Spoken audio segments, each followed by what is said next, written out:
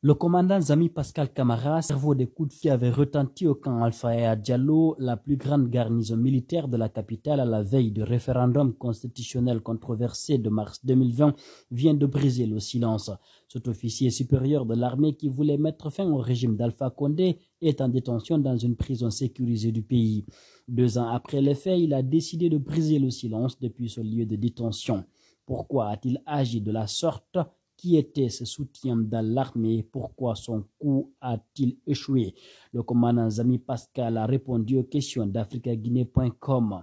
Vous êtes un des responsables des tirs au camp Alpha Diallo le 20 mars 2020. Quelles étaient vos motivations? C'est notre vision patriotique qui nous fait faire la prison actuellement. J'avais vu que l'espoir qu'on avait nourri en 2010 n'allait pas aboutir avec la gouvernance qui était en place. C'est cette vision qui me fait faire la prison aujourd'hui. Je m'étais dit qu'il fallait mieux prévenir que guérir, parce que ce qui se dessinait, seul Dieu savait comment ça allait arriver et se terminer. C'est ainsi que j'avais commencé à dire aux jeunes militaires: vous savez, ce pays-là, Dieu l'a construit à l'image d'un camion. Personne ne peut conduire ce camion si ses 4 roues ne sont pas opérationnelles. Ce camion ne roulera jamais avec seulement 3 roues ou 2 roues ou une roue. Ceci dit, quelle que soit l'intelligence d'une personne, il ne peut pas diriger la Guinée tout en écartant l'ethnie Peul ou l'ethnie Maninka ou l'ethnie Soussou ou les ethnies de la forêt. Personne ne pourra diriger la Guinée comme ça. Donc, nous sommes condamnés à vivre ensemble, bien évidemment, et personne d'entre nous n'a payé de l'argent auprès de Dieu pour qu'il soit guinéen. J'avais essayé à inculquer cette idée dans la tête des jeunes parce que j'avais vu que les officiers supérieurs étaient déjà attachés au présent et ils étaient bornés. Ils ne pouvaient pas céder à l'idée pareille. C'est ainsi à l'approche des élections de 2020, j'ai dit aux jeunes: vous voyez maintenant ce que je vous disais, on demande de changer la constitution. Pensez-vous que cela est bon pour la Guinée? Ils m'ont dit non. C'est ainsi que je leur ai dit: quittons dans le présent, préparons l'avenir de notre pays. Préparons le futur de notre peuple parce que maintenant ils utilisent même la religion pour détruire notre pays. Ce qui les intéresse, c'est d'aboutir à leur fin. C'est ainsi quand j'ai vu que la tension montait dans le pays, le gouvernement tenait coûte que coûte à tenir le référendum en se tapant la poitrine. Alors j'ai dit qu'il ne fallait pas que l'armée soit le médecin après la mort. Il fallait dissuader ce mouvement, alerter et faire baisser la tension qui y était en ce temps.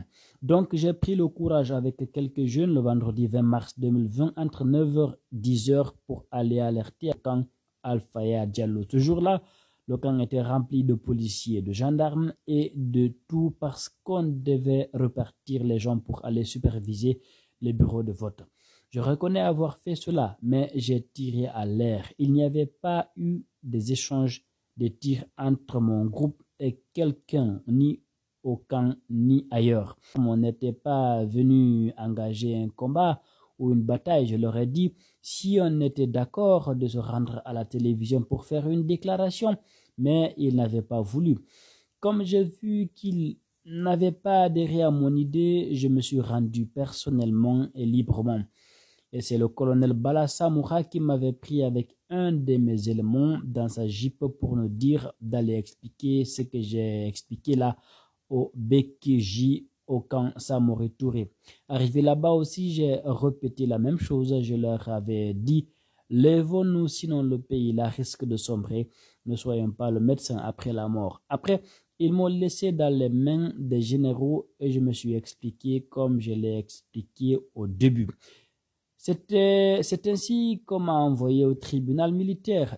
Du tribunal militaire, on m'a envoyé au camp Makambo et depuis le 20 mars 2020, nous sommes en prison sans traitement ni jugement. Je vous informe également que tous les autres militaires sont payés comme s'ils étaient en mission, sauf moi. Depuis le 20 mars 2020, je n'ai pas mon salaire. Vous êtes combien ici? Il y a eu au total 28 arrestations, dont un qui est mort suite à des blessures reçues au camp Makambo. Parmi nous, 7 ont été libérés après le 5 septembre. Nous sommes maintenant au nombre de 20 hommes et femmes civils et militaires en prison, dont 2 à la maison centrale de Conakry, 1 à la maison centrale de Kindia, 1 à Sigri et 16 à la maison centrale de Kankan. Là où on est détenu, c'est les mangues qui nous nourrissent. Nous souffrons énormément. Nous demandons de l'aide au colonel Mamadi Doumbia. Quels sont ceux qui n'ont pas été jugés à date selon vous? La liste des 20 détenus, dont 18 militaires et 2 civils, sans procès depuis le 20 mars 2020. Voilà, ils sont là avec leur nom. Avez-vous un appel à l'endroit du colonel Mamadi Doumbouya? Je demande au président Mamadi Doumbouya de ne pas croire aux préjugés, aux on-dit, aux soupçons.